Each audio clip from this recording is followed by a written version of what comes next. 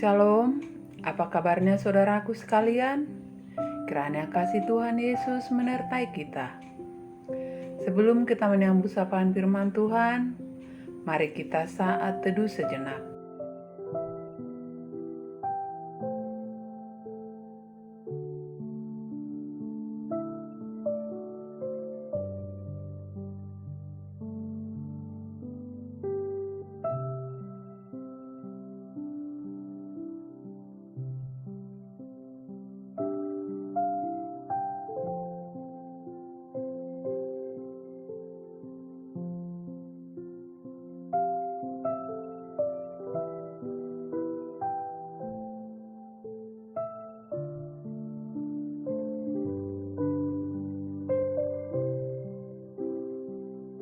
Amin.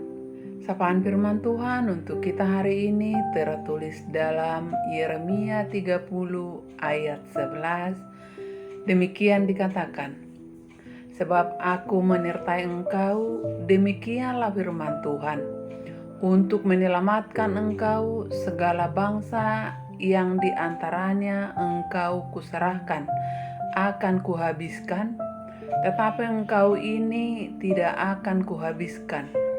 Aku akan menghajar engkau menurut hukum, tetapi aku sama sekali tidak memandang engkau tak bersalah. Judul renungan kita, Tuhan menyertai umat-Nya yang setia. Pernyataan Tuhan akan perjalanan hidup kita membuat semuanya menjadi mudah. Apa yang mustahil bagi manusia, tidak mustahil bagi Tuhan. Kunci pernyataan Tuhan yaitu kita harus hidup berkenan di hadapan Tuhan, sebab Ia akan menyertai saat kita hidup kudus dan berkenan di hadapan-Nya. Tuhan kita itu kudus, sehingga kita pun harus kudus.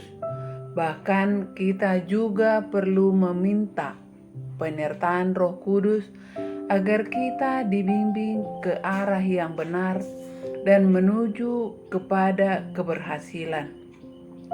Mari kita senantiasa mendekatkan diri kepada Tuhan, karena saat kita memiliki hubungan yang karib dengan Tuhan, hidup kita akan disertai oleh Tuhan. Ketika kita menjadi orang-orang pilihan Tuhan, maka Tuhan memberikan janjinya untuk selalu menyertai kita.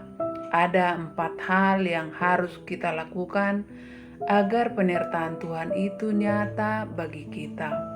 Pertama, kita tidak boleh takut.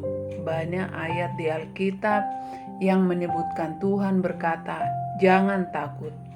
Kepada manusia, kepada Gideon, Habakuk 6 ayat 23. Kepada murid-murid Tuhan Yesus, Matius 14 ayat 27. Kepada Maria ibunya Yesus, Lukas 1 ayat 30. Dan juga kepada gembala-gembala di padang saat kelahiran Tuhan Yesus, Lukas 2 ayat 10. Apa yang membuat kita tidak takut adalah karena Tuhan menyertai kita. Jika Tuhan menyertai kita dan ada di pihak kita, siapakah yang dapat melawan kita? Roma 8 ayat 31. Kedua, kita tidak boleh bimbang. Kita tidak boleh menjadi bimbang karena Tuhan itu adalah Allah yang berkuasa atas apapun. Untuk apakah kita menjadi bimbang? Ketika kita berseru kepada Tuhan, jangan sampai kita merasa bimbang. Karena orang bimbang adalah orang yang diombang-ambingkan, sama seperti gelombang laut yang diombang-ambingkan oleh angin.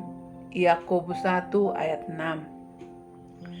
Ketiga, Tuhan akan meneguhkan dan menolong kita dalam kondisi apapun dan dalam keadaan seburuk apapun. Tuhan berjanji akan meneguhkan dan menolong kita. Tuhan akan meneguhkan kita sehingga sekalipun kita jatuh, kita tidak akan sampai tergeletak. Mazmur 37 ayat 23 hingga ayat 24. Tuhan pun akan memberikan pertolongan kepada kita tepat pada waktunya. Keempat, Tuhan akan memegang kita dan membawa kemenangan sesulit apapun kehidupan kita. Pada akhirnya Tuhan telah menjanjikan kemenangan kepada kita. Kemenangan yang terutama adalah kemenangan atas dosa dan kemenangan atas kematian kekal. Barang siapa yang telah percaya kepada Tuhan telah menang atas dosa dan menang atas maut. 1 Korintus 15 ayat 54 sampai 53. Oleh sebab itu, saudara-saudaraku, serahkanlah hidup kita seluruhnya kepada Tuhan.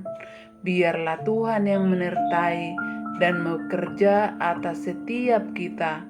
Tanpa penyertaan Tuhan, semuanya akan menjadi sia-sia, sebab usaha manusia itu terbatas. Amin.